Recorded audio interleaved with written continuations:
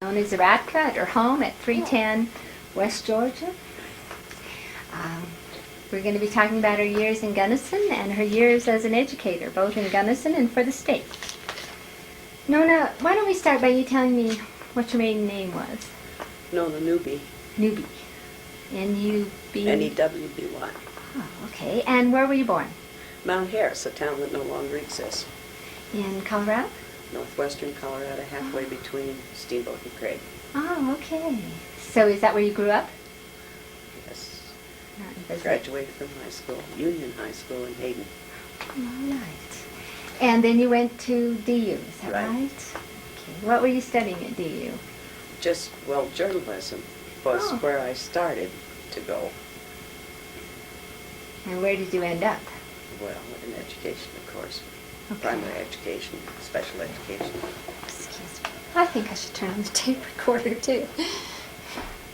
And you took how many years at DU? Just one. Oh, okay. And then you came to Western. And at Mickey's... 37. 1937. Okay. And what was your first impression of Western? Oh, it was wonderful. I came downtown and everybody said, "Hi, Goldie," and I went back and reported to the dorm mother that was really friendly, but I didn't understand why everybody called me Goldie, and it turned out I had a double whose name was Goldie Grout. Oh. And they just, for years, got us confused. Oh, and she stayed here for that long too, huh? Well, yes, they finally moved away, but... That used to happen to Dee Blacklock and all. They used to confuse us, and once somebody came up and congratulated me on winning the election for city council. I said, "Oh, well, it was a long time coming."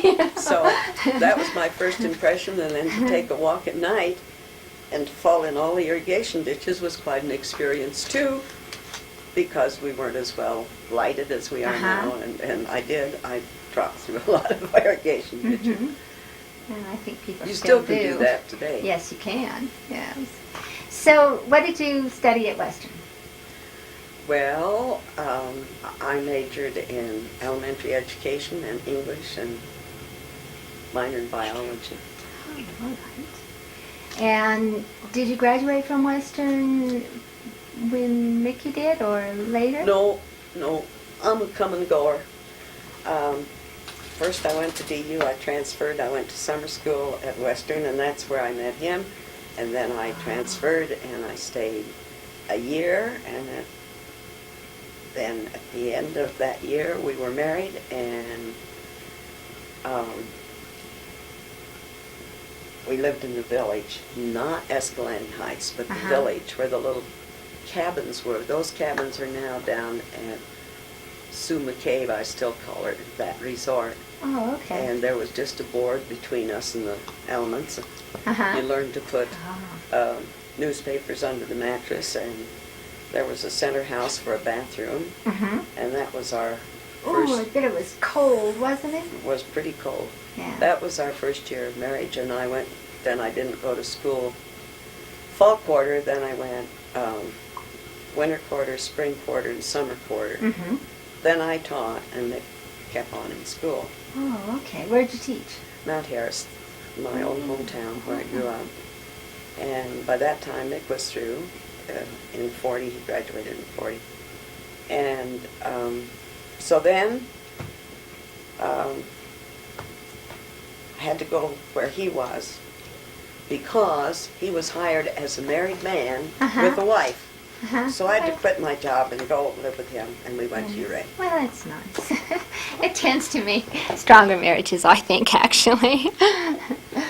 Then I finished in 41 with lots of extension courses and overloads and so forth. So that's a pretty good record to make it in that many years. I'll say. So you graduated in English and education, or? Double major. Okay. And so then did you teach? No. They didn't hire married women very readily, and that was the time when we raised our family. And I didn't teach till the kids went to school. And you have a son and a daughter, right? George and Sona? Okay. Everybody knows George by Mike, and everybody knows Paul by Mick. And we have a grandson, Mickey, and we have a grandson, Paul, and nobody knows who's who. Oh. And Nona and Zona, and so we just respond whatever. Yeah. Okay, so when your kids went to school, where were you? In Durango. They Mhm. both started in Durango. Oh, okay. Okay, and so you started teaching in Durango. Yes, I substituted, and then I went full-time a few years there. Mm-hmm. In elementary or? Elementary, I taught.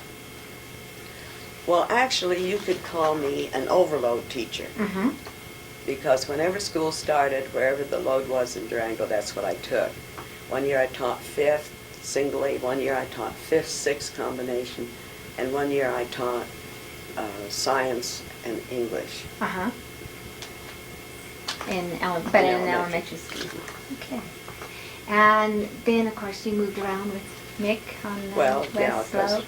Well, from Uray we went to Hayden, and from Hayden we went to Delta, and from Delta he went to Littleton, I stayed in Delta, and then we went to Durango. Mm-hmm. But Okay, so then you came from Durango to Gunnison, back to Gunnison. Mhm. Okay. When you got back here, Mickey was working for the college as director of alumni and assistant. well, there were many summers. I guess every summer we were back because Mick was involved with music camp, Mm-hmm. and he came to music camp generally, and I went home to visit my parents on Uh-huh. steamboats. Uh-huh. So we were on the campus every year. Okay. And when you came back, did you get a job here teaching? Not right away. I probably substituted. Now, I don't like to substitute very well because you don't ever see any end result of anything. Right. And then I taught 5 years, first grade, and then in 1961 I started special ed. Okay. What got you interested in special ed? Well, a cluster of 5 children came in that everybody knew were not exactly up to regular classroom. And there was a principal of the name of Seth Hamrick, and Lorena Casebeer was at the college. Seth was the principal.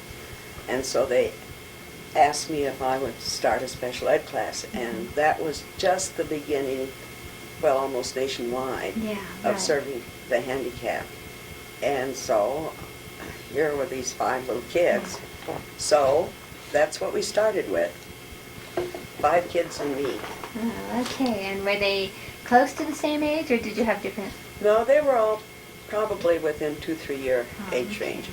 Okay. And of course, the requirements said that they had to meet certain requirements to be in the class. Mhm. And so we already knew there was something different about these children, so you would send them to a psychologist.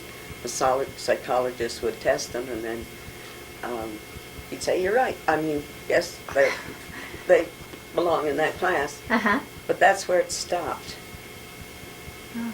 They didn't tell you what you did or how you taught Yeah. those children, so you were Yeah. really on your own to Yeah. discover a way for them to learn. Yeah. And they And it didn't was even have re- any special ed courses yet, did they? No, The college it was level? no, it was only just beginning, Mhm. and of course then the State Department came in, and then 1147 passed, which was a national law Mhm. that everyone had to have special ed. Oh, okay. And then classes began to pick up all over, Yeah. and college classes were offered here. And in order to meet all of those requirements, there were summer professors who came in. Mhm. And so I went to school until the day I retired Yeah. to Which you meet did. certain requirements and Yeah. certification. Right. And so I went to school and took extension classes, but it was an exploratory field, Mhm. and it was a challenge. I bet it was a Because if you challenge. couldn't learn it one way, you had to find another Yeah. way. Right. There was no textbook that said, read pages such and so, or Yeah. if you teach them this way, they'll learn to read. Or, Yeah.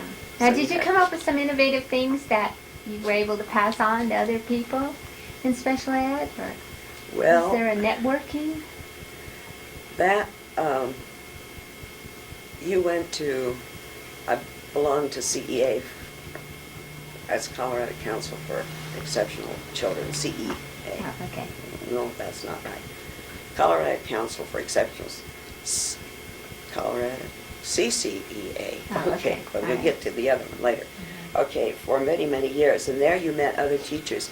And the first teachers who went into the business, you tried to learn from them, but they're the first people who went into special education were oversympathetic. Oh my, this poor little boy. That doesn't make it. The next group of teachers that I met and exchanged ideas with were people who had been handicapped themselves. Uh-huh. And they were far better than the first group of, I'm going to help this little group of kids. Right. They had more insight as to what it meant to be handicapped. Right. They were no more versed in methods than I was. Sure. But you did learn from them that end of the scale. Yeah. And then as we went along, methods were derived and shared as to what you do. And when we're talking about handicap, we're not talking, my specialty was mentally retarded, but we also had children who came in who were language problems. They didn't understand what you said, so whatever a direction was, you had to do it another way. One little boy came in from a very intelligent mother, isolated out in the country, and he came in and he didn't understand us or our language because his vocabulary was far above and beyond what we were using. That's a different switch. Okay. Yeah, that is. Yeah. But you can see where that's a handicap. You bet. Yeah. So language is tremendously important that they understand. And the teachers understand when they're teaching children that language plays such an important part. When I was observing a teacher, she would say, well, show me the little block and no response. Show me the tiny block, no response. Show me the small block, no response. I said, which one are you teaching him? Little, small, or tiny? Yeah. Once he understood which word she wanted and he related to, then he could carry out the thing. Yeah. There are children who come in that are difficult because they can't hear. Oh, right. Yeah. And Right. they only hear part of what you're telling them. A big mistake that teachers make is that when they respond to a hearing, to somebody who doesn't hear, is that they change the language. Oh. Will you pass me that paper, please? A, hand me the paper. That's different. Yeah. So the child doesn't relate to that. Yeah. So the child that doesn't see, or if you're have a deaf child again, and you're giving instruction and writing on the blackboard with your back to that child, they cannot. Yeah. They See don't your get lips. Right. And neither can they read your lips. Yeah. One thing, or for the child that's visually impaired, there are different kinds of visual things. One child came in early and people fearful that she could not qualify at all, even for this class, because at age 6 she was still crawling up and down stairs, couldn't do things well. Thank heavens I have a little astigmatism. She could count blocks, she could do numbers with manipulative objects, but she couldn't do them in a workbook with dots. Well, then one morning the cereal box sort of floated out of focus for myself, and that was the key. You'd crawl up and down stairs too if you had acute astigmatism and the stairs didn't stay in the same place. Sure. Those are just little examples of nothing in the textbook. Yeah. Each thing that you explore with each child. And as you associated with other teachers and people, you probably got as much knowledge from them as you did from a textbook, maybe far better. Right, right. Because it's So, the practical experience And and hands-on. Kind of each child is different, and each child takes a little different direction. Yeah, You yeah, need to know more background. The sympathy is not with the child, but with the parent. yeah, yeah. That's true.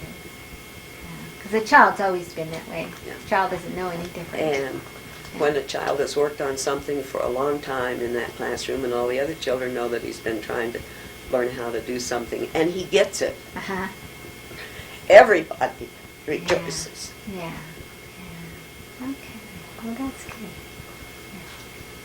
So it was a challenge all the way. Mm-hmm. Then as we went up the scale, these kids that were coming in, some were not exactly mentally retarded, Mm-hmm. so there was a very big need to add a speech therapist, Uh-huh. to bring in, they're moving, and I'm moving too, but they're getting too old and there are more coming up from the other end. So then we employed middle school teachers and Mhm. speech therapists, and Oh, eventually that's physical therapists are Uh-huh. provided through the schools, occupational therapists occasionally, social workers occasionally. Mhm. When our enrollment was pretty heavy at one time, we did have, connected with the school district, a social worker. We haven't picked that up since then. Yeah. And so... And it was this- social worker like for kids who also had behavior problems, or did that not enter into special social ed workers then? and counselors Mm-hmm. came in. Mm-hmm. And but social workers were the people who were important to know where the home background and where the child was coming Mhm. from. Mhm. And sometimes children came in with peculiar behavior, and you would discover with the use of a social worker that they're an abused child, Uh-huh. or that they're hungry, Yeah. or there was a Okay. period of time when the hippies came in, and believe it or not, in our little district, kids in the first and second grade came to school drunk, or Yeah, well, I believe. or it. with Yeah. Yeah. parents smoking pot and Yeah. living in tulies, and Yeah. you needed to know that, because that's something that well, you don't expect, and Yeah, you don't know how to yeah. relate to Right. in the very, very young children. Right. And plus the And- symptoms are probably different too Yes, and than then they are in other. as that era of or generation passed on, we didn't see that so much before I retired, but there was a Mhm. period of time when it was there. Yeah, in the late 60s. I bet. Yeah. With all that wildness. So. Okay. Now, you went from special ed, you had a council, a special ed council that involved all the other West Slope communities that you were telling me about? Well, when I got to be director, and when everybody was struggling to do the mandates of the federal law Mm-hmm. as to how many you could have in your class, what the classifications were for all the different areas of handicap, how you provided for them, all of the things that the federal law mandated. They were meant for metropolitan areas of big school districts. And so we, there was Delta, Montrose, Cortez, Steamboat Springs, once in a while Leadville. Mm-hmm. We formed what we called an Outback group, because we would meet and we'd say, what are we going to do about this mandate? How can we persuade the State Department that we can handle certain problems, but we can't do it according to this mandate? Mm-hmm. They were too much oriented to a big district with more money and more children, Mhm. and the mandate they're talking about might be for just one child in your whole area. Right. So that was the Outback group. They also mandated that all special ed people have a director of special ed. Mhm. Well, nobody in Delta wanted to include us, or Montrose, or Salida, because of the distance. So we existed as a district by ourselves. Uh-huh. And Lake City is included, of course, Uh-huh. Gunnison, Crested Butte. Right. But so we became a district strictly by ourselves, and we had to have a director, and I met the qualifications, Uh-huh. and so I became half-time director. Oh, okay. But it was the directors who formed the Outback group, and we really solved many problems just within our own group. Mhm. As how in the world are you going to do this? Yeah. Because if you didn't do it, you didn't get funding. Right. And if you didn't get funding, you didn't have it. Right. Yes, right. Yeah. It's about 80% funded by the state, isn't it? Yeah. Yeah. Right. So, you started as a special ed teacher, and then you became the director of special Yeah. ed. By the time you became the director, how many students did you have in special ed? You Oh, started I at don't know 5? that number offhand. Oh, okay. But, of course, we're covering, well, we have, there is some funding for preschool, too. Oh, right. And then, Right. and search and find Uh-huh. preschool youngsters. Yeah. And so you're not saying just kindergarten, 12, and the law says 21. Yeah. So Right. you're going K-21, Right. and I Right. don't know exactly how many we had in that total Yeah. number at that time. But you did then have a teacher in at least one in the elementary school, right, under you? Sometimes, yes. Yeah, and sometimes more than one. Yeah. Yeah. And then at the Middle school. middle school and over at the high school too. Yes. And Yeah. we had a speech therapist, we had, Yeah. and we contracted for physical therapy. And we had counselors at the end of that time. We had counselors in elementary. Mm-hmm. And in the other schools, Oh. in the beginning, we did not have Yeah, counselors. yeah. That was different. Gunnison has a good reputation for its special ed programs Well, I hope statewide. so. Yeah, no, it does, yeah. I mean, parents whose Well, kids are in special ed. We have had Say people that. come in and go through the school system and move here because of it. Yeah, right. And one time, I was in the dentist chair, and that person happened to be on the school board, and you don't speak back if you're in the dentist chair. Right. And we really appreciate the special ed program, but we don't want you to go out and recruit anymore. Yes. But if you're a parent of a special needs kid, you know why you moved to a particular community for your kid. Yeah. Okay. What did you do after your special ed, or at the same time as your special ed? I was very busy. I was going to school all the time, as I said, because all of these mandates put on rules for certification and so forth, so Mhm.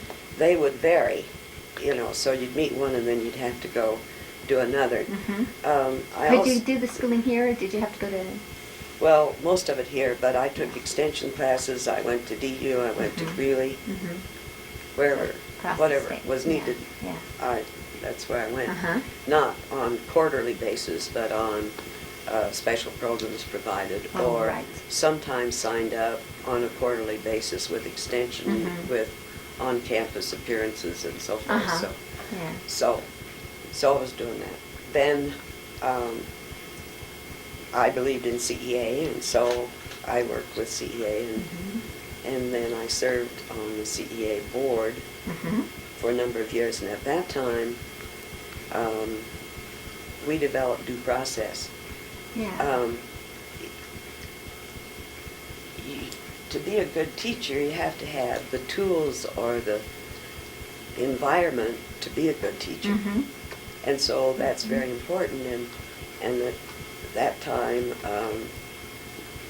there was already in place tenure for teachers Mhm. somewhat, but due process is a challenge of how you stay in it or get out of it, Mhm. or to make policies that are compatible to teachers' wishes as well as administration. Mhm.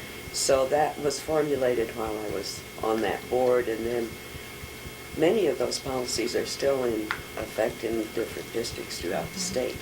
Then at one time, the Colorado Education Association eliminated the administration from the organization.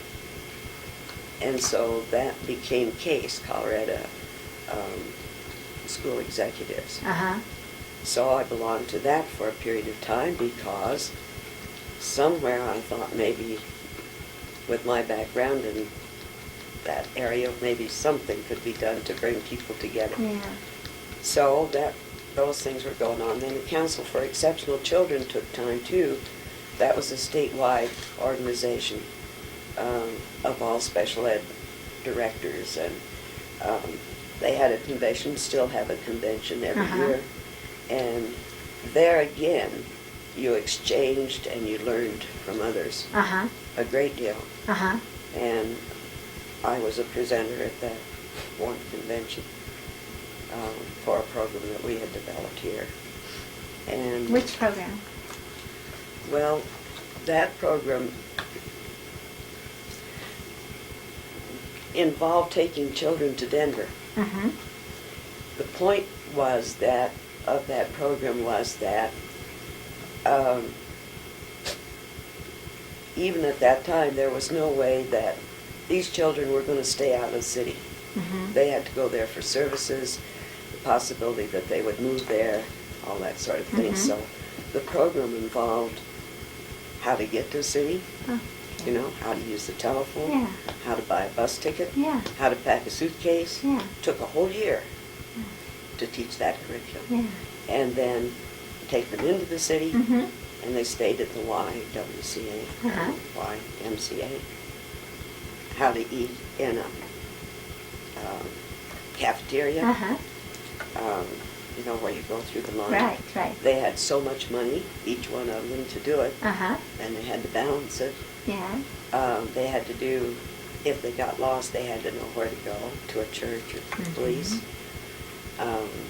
Well, it involved a lot of things. Right. And that was the program that was reported at the convention. Oh, yeah.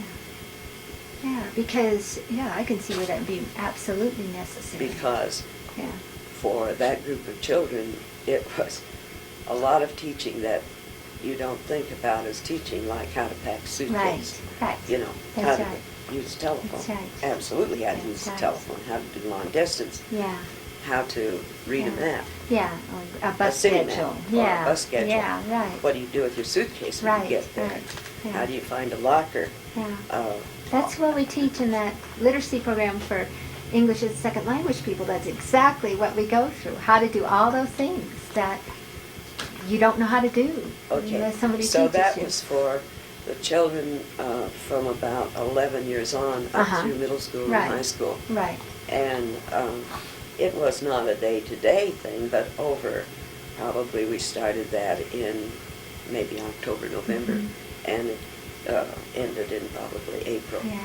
And we went, Yeah. there were Cool. 3 teachers Yeah. that, and one principal. Well, he was curriculum director at that time. Uh-huh. Went with us. Uh-huh. And we turned them loose downtown Denver, and they had to go to Cinderella City on their own. Oh. So there was always one tagging along behind. They Yeah. had to meet at a certain place and Yeah. come home. But that took a lot of learning and a lot of Oh, faith Sure. for it to do it. We didn't Yeah. lose any, and we, Yeah, we made okay. it all right. Yeah. That was the one that I presented at Uh-huh. City Power Council. Yeah, because, well, if you live in the city, you have to know how to survive in the Right now, country. Right Yeah. now, I'm not sure that I could get through the New Denver Airport, but... Oh, I'm not either. But at least it hasn't opened yet. Yeah. And actually, I suspect we could, you know, Oh, sure. on our old skills. So, what else? Oh, what else did I do? Yeah. Education. Oh, well, I worked with the State Department. Mm-hmm. What did you do with the state? Okay, there was an Arkansas Valley project, and we identified handicapped children in the Arkansas Valley, the Uh-huh. whole place. And that was a team, of course. Mm-hmm. And that was federally funded. And then we also had federal funds to develop a curriculum for handicapped, for mentally handicapped. And that's a pretty difficult chore because, again, you have no textbooks, you have no guidelines, and you have to get down to the basics. What do these children need? Mm-hmm. And the name of that program was RISE. Oh. And so the goals that you teach to, or that you put in the curriculum, are to teach responsibility, Mm-hmm. Independence, Mhm. as far as they can go, Yeah. RIS, survival. Mhm. And you begin with stop signs, exit signs, Yeah. whatever, Yeah. for example. Yeah. And enjoyment, Oh, okay. because some kids you have to teach things that they can enjoy. Yeah. Yeah. They don't know them, they don't pick them Yeah. up. Right. For Right. example, you may teach them all the positions on a football team. They may go out and play it, but they don't know them. Yeah. Or a baseball team, Yeah. but they don't know them. Yeah. Or you may teach them swimming Yeah. Yeah. because they need it, Yeah. but they don't do it. Yeah. So those are all parts of enjoyment. Those Yeah. are just examples. Oh, yeah. And so So I worked on that curriculum with them. Now, was that in the 60s, I would imagine? Mhm. Yeah, okay. Yeah, in the days when education was at least funded. Yeah. So, well, I don't know. What else am I done? Well, you did the certification. Was that later that you did the certification? Oh, Colorado Teacher Education Certification? Oh, dear me, yeah. I talked about CEA and the case, and we talked about State Department. Okay, all right. Then, Colorado Teacher Education Certification Commission. I worked with them for 4 years, and their charge was to go into all schools that had teacher training programs, teacher education, and you either okayed the program as being adequate, or you identified things that needed improvement and gave them a timeline for the improvement of that program. So it's kind of like North Central, but it was for colleges. Yeah. Yeah. Okay. Okay. And well, North Central I still guess North- functions yeah. with colleges, levels, but the yeah. state. Okay. And so, in it, the people say, "Well, I got my degree from Western, or I got my degree from CU," but they didn't get their certificate from those institutions. They don't to this day. Your credentials are sent into that department, and right. then they go through your transcripts and say if you meet the requirements that are necessary for a certificate to teach. Yeah. And they had an adequate office staff that did most of those things to qualify for certificates. But when you went into the colleges, then different members of that team had to write up the total procedure. Mine got to be DU. And they did get put on suspension for a little piece of time. Oh. Not because of me, but because of the whole input Yeah, from the whole yeah. committee. So at that time, they were the ones that were really controlling teacher education throughout the state. And the CCHE was a commission at that time too, but it had very, very little power. And it was just barely beginning at the time that I was in there to begin to inroad into what was their power and what was the Teacher Education Certification Commission's power. So that's the beginning of that. What else? Yeah. Is it too early to talk about your role on CCHE? Well, I don't know. We haven't. Well, I guess we can do that. Or we can, I mean, maybe Okay. there's some other things we should No. discuss first. No, okay. So, all right, CCHE. That was my background, maybe, to know about things that were happening throughout state colleges throughout the whole, because you went in as a group, and now, of course, those were always scheduled on weekends or a couple of days off. The board was always good to release me to do those kind of things. Okay, so that gave me a lot of knowledge about the colleges. Then, when House Bill 1187 was passed in 1985, Now, which one was that? 1187. that's the one that gave the powers to CCHE. Oh, all right. That's the one that gave the Okay. powers to them. And that made me kind of fearful because their charge was to justify existing programs, define admission standards for transfer and first-time students, and to approve or disapprove all programs. Now, we're not just talking about education, this is all. Yeah. Okay, so that really frightened me, and I was with the League, and Why did it frighten you? I'm going to tell you. Oh, okay. Right now. Okay. I was with the League, and with the League of Women Voters, and every year they determine what are going to be their major studies throughout the year. Okay, so at this convention, I had known about this bill, and I thought that it would be really a traumatic situation because, and what I had in mind was all of the little schools that exist over on the eastern slope, La Honda, Lamar, Fort Morgan, Lyman, Trinidad. possibly Rangeley, Yeah. and that they would be lost, Mm-hmm. and that it would be a tremendous loss to a community, for a little community to lose a school. Right. And I swear to God, that's what I sold it on. And they agreed with me, and so they decided that they would make it a state study. Uh-huh. And I became chairman, and if you're out here, you need a co-chairman. So the co-chairman was from Boulder. So we started the study with the league to keep track of what was going on with Uh-huh. the CCHE. All right, so I was appointed to the commission. This is first year of the commission. Right. We're still Right. I going. The first commission I was appointed.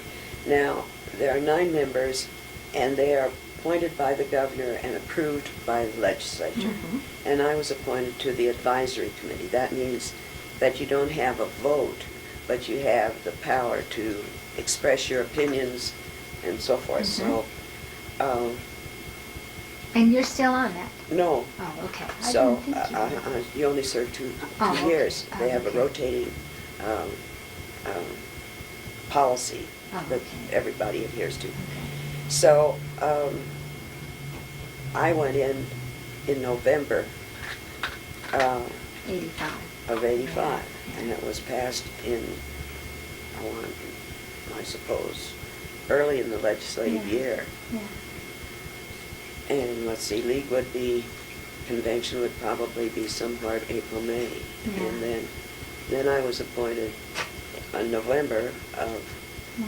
'85. Yeah. And then all things broke loose. Yes. It was really Right. Yes. hectic. And Yes. Well, they cut the graduate program so short. the graduate Western. program was cut March 6th, 1986. Right. So that means that I'd been there a few months. Yeah. That never came before the board. It never came before the president. It came in and was announced. Really? Yes, it was. And what it did, it said that they stripped all grad programs and they were not given the authority to offer master's degree in education. Pueblo and Grand Junction were to be delivery sites, and they could do it through Mesa and still controlled through Greeley. Yeah. Greeley became the education. Now, who did this? I have no idea. Okay. Who announced it? Peter Decker came in here to make the announcement. And And he was on CCH. He was on the board. Yeah. And Mrs. Wilson was the director, the executive director. She was the lady director of that. And that's the way it happened. Somewhere in here I have a tape from Paul Schauer and Michael Moore, who were leaders on the legislative end of it, that gave their reasons for the need. When they made that decision didn't then just come out of the trustees. It came out of... No, you can't call it trustees. No, No. It It came out of the legislature? with the power to the commission to do it. Okay. So that's what happened, and the commission, of course, then the community's upset, and I'm reading all these clippings that I have up here. That was a very traumatic Yes. time. Yes. And they sent out to I assume, to the executive directors or whatever of the boards, plus the presidents, and to the board members, all of the things that were coming up on the agenda. Mhm. And they would come out about 10 to 15 days before the meeting. And sometimes there would be over 100 pages, Wow. you know. Yeah. And I read every page, Yeah. every single page. And Dr. House was president here at that time. And so before I went in, I would ask him if there was anything that was particular concern, whatever. Keith, whatever his name is, he's president of Pfeiffer? No, I don't know his name. President of Mesa College right now. Keith. Oh, Keith Okay. was the spokesman for the Board of Regents. Every time before we went into meeting, I asked him if there was anything from our Board of Trustees. I worked hard at it, and I said my say in many cases. But it was a very traumatic time.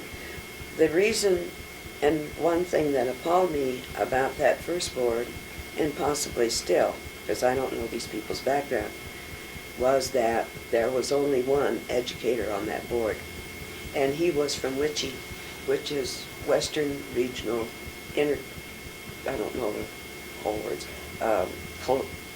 collegiate transfers. Uh-huh. No, so he kept track of that. And he Yeah. had been in a college situation.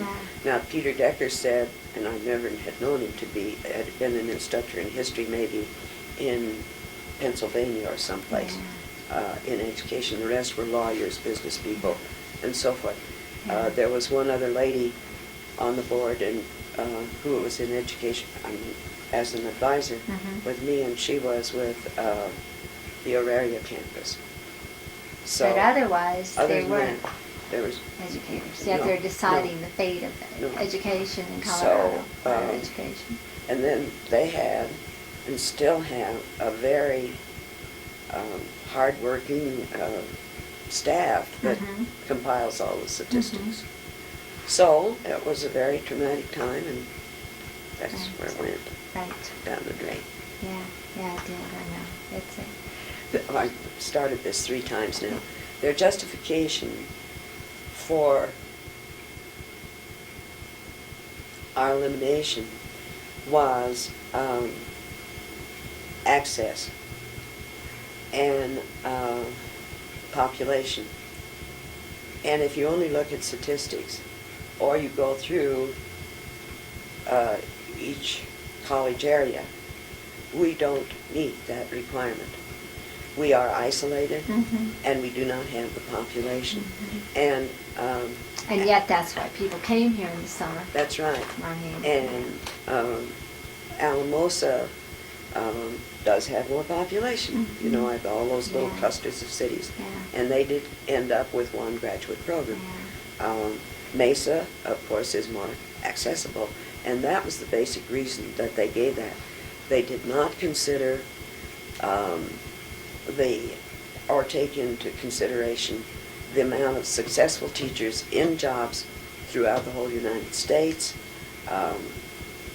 the amount that were trained. None of that came into it. Just isolation and population. And what summers used to look like here. Yeah. They had all those teachers in Yeah. here.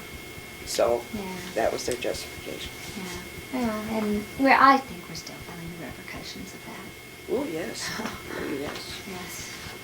You know, maybe we always will, you know. I don't know. All right, Okay. now let's see, we did.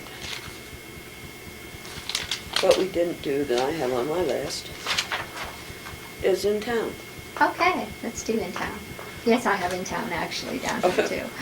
Okay, when you asked me what it was like when I first came to town, Yes. well, in a little town of this size and with a college, there are many, many worthy organizations to be served. And there's never enough people to take the leadership in them. So I probably was here a year, and I was president of what used to be an organization. I don't think it's still in existence. It was called Colorado Federation of Women's Clubs. Okay, so I became president. The Petersons owned the hospital, and they decided that they were going to give it up and leave. And so that meant that it would leave us without any services. So, as president, we got the petitions and so forth, and So was this in the 50s when you came back, or was this in the 30s? it would have been about Right. 54, Okay. 55. Okay, right yeah, in so there. it was when you came back. Okay, so I really got to know the town because I walked all over it with petitions. And then we not only did that kind of petition, but we did service club petitions. Mhm. Carried the message to the Lions and the Rotary and all of those. And then we presented it to the commissioners, Uh-huh. and they accepted it to be county hospital. County hospital, That's where it yes, started. Yes. And we have, for a small community, whenever you read about the ills of community hospitals, ours isn't listed. I mean, we have a good little hospital for Yes. a town this size. I don't know how they keep it going because you don't stay in the hospital very long I know, anymore. I know. But I guess they do. it's Yeah. been going. Okay, let's see. I was secretary for the Gunnison County Democrats for I don't know how many Mhm. years. Well, you maybe know that. 'cause you were No, I always don't know there. how many years, I but I don't know. either. I know. Okay. All right, and for the teacher, I was secretary for the Gunnison Credit Union, Gunnison Teachers Credit Union. Oh, okay. 7 years I did that. Is that now Western Federal? The one that involved?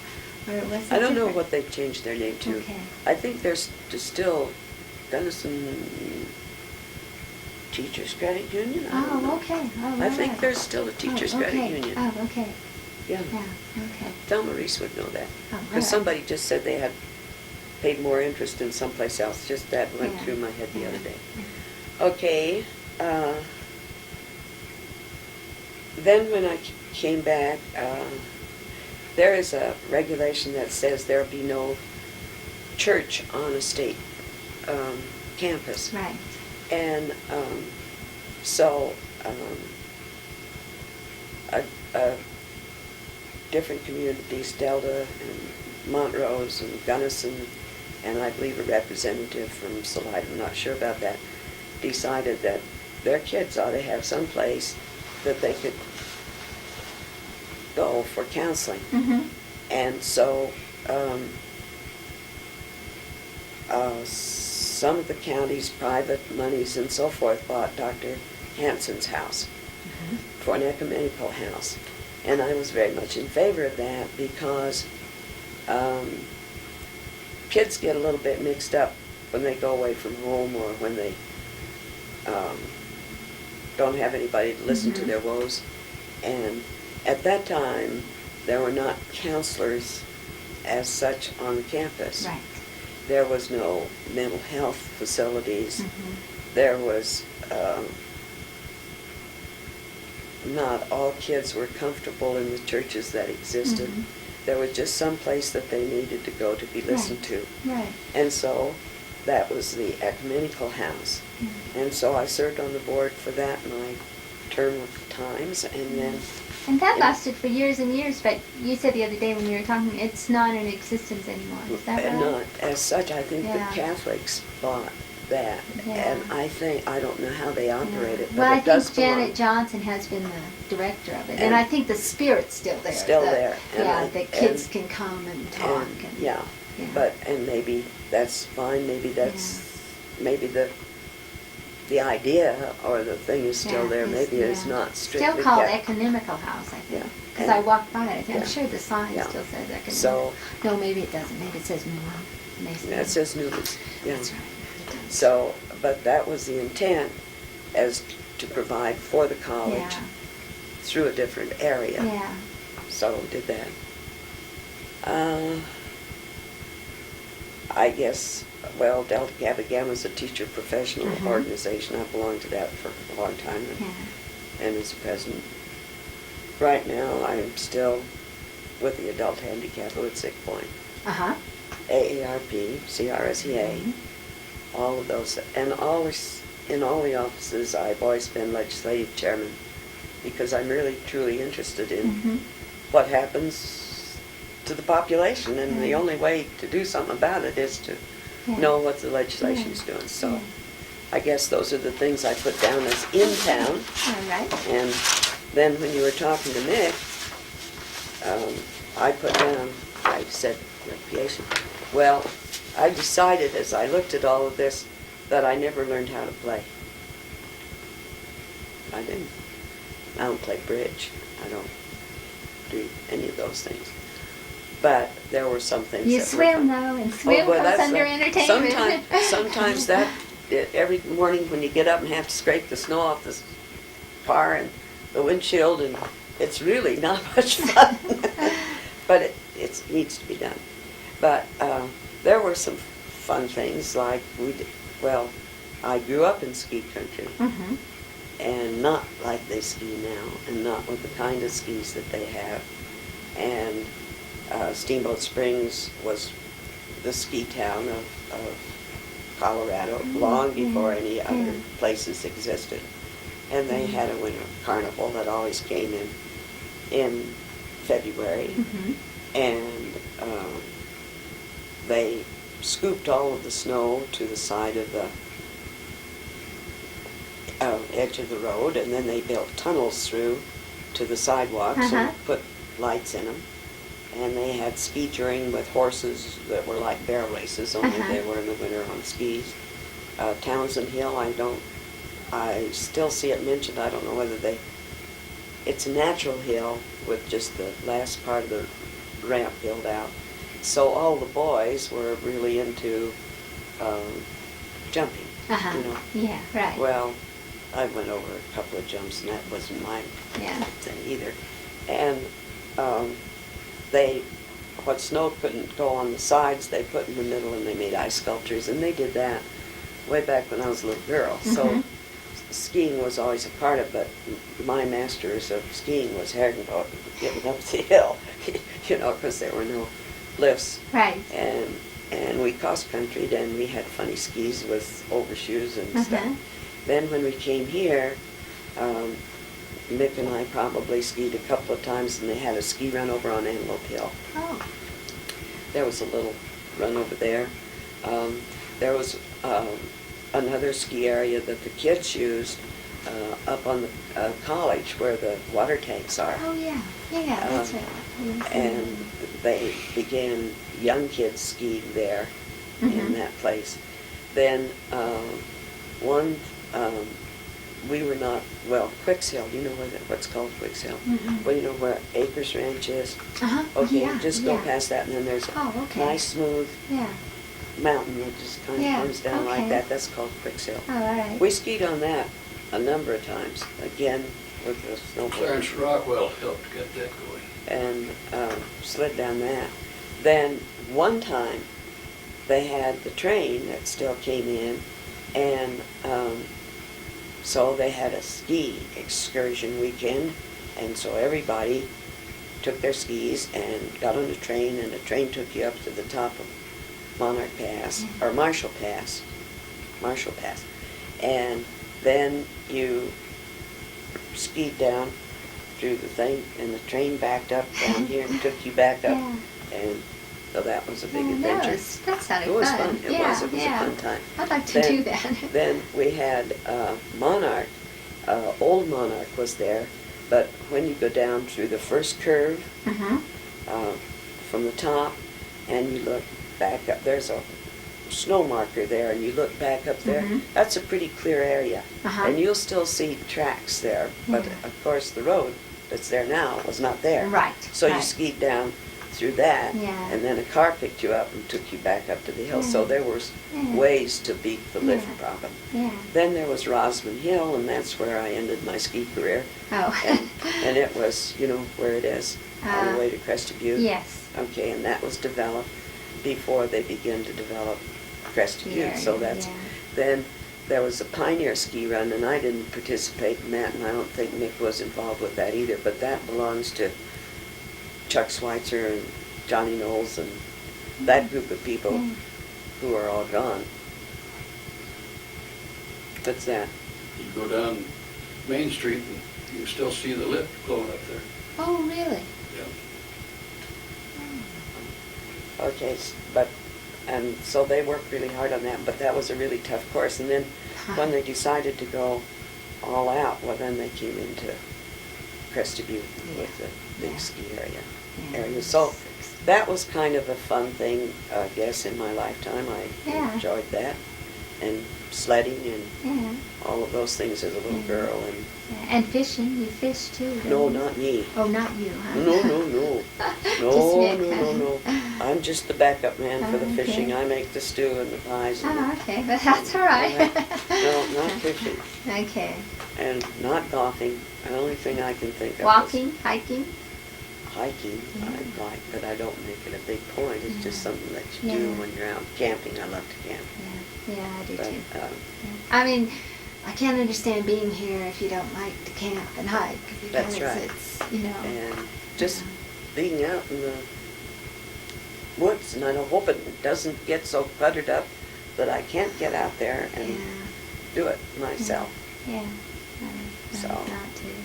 Well, I want to ask you just a couple of questions to conclude, and that is, would you talk a little about your philosophy as an educator? You gave me all the nitty gritty, but you know, what was your philosophy as an educator? Well, I think I expressed a little bit of that when I said I belong to CEA and so forth. I think it has to be a total process, and I think that it exists for kids. And the ultimate goal of an education is to make them function in a society in which they are going to exist. Okay. Yeah. And Well, I think right now that's very difficult that's what I was gonna because we ask have you. no Yeah. way to predict what that's. The society has changed so drastically. But I think the kid is absolutely the center point, and I think that's why I enjoyed special ed, Mhm. because there was nothing that said, read from page 10 to 60 and do it this way. And I think teachers have to have the license and the freeway or freedom to develop that creativity. I don't mean that they should be completely unstructured, but I think that sharing is tremendously important, and sometimes that's lacking. Mhm. There's jealousies between the elements, and certainly there has to be a structure that education exists in, and that's where the administrators come in. Not to run the classroom, but to provide the structure. And 9 times out of 10, the teachers can solve their problems themselves with the help of a principal or an administrator at the lower level. And then the basic structure then goes on up to the boards or the superintendents, and they're the ones that provide the funding, the building, the framework. So that's the way I see it, as it Okay. fits together. And just let me ask you one final question. We hear a lot today about the crisis in education. Is there a crisis in education? And can you give me some thoughts on if you think there is, where it might be going, and if there isn't, why?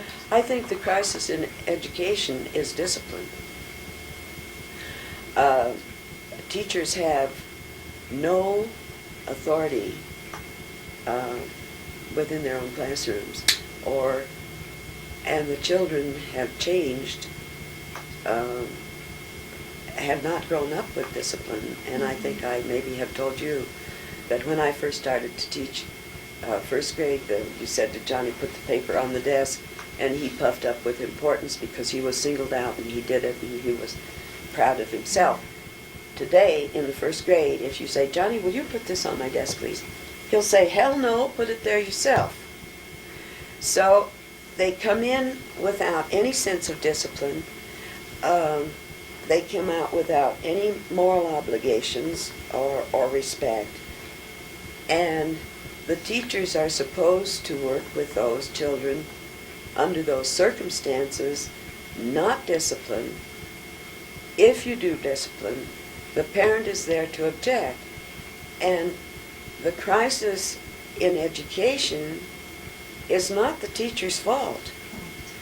When they quote statistics, they say, my goodness, isn't it terrible that 13% of the population of the United States cannot read? And that might not be the right statistic, but Yeah. that direction. What they don't say is that 89% of the population of this country can read. Now that includes everybody. The handicapped, the blind, the deaf, everybody. Not 13% can't read. We've been doing a good job. And if they would give us the license to keep a structure within a classroom, we probably would continue to do a good job. Okay. Thank you. Is there anything more? Did I forget to ask her something? Okay, well, thank you, Nona.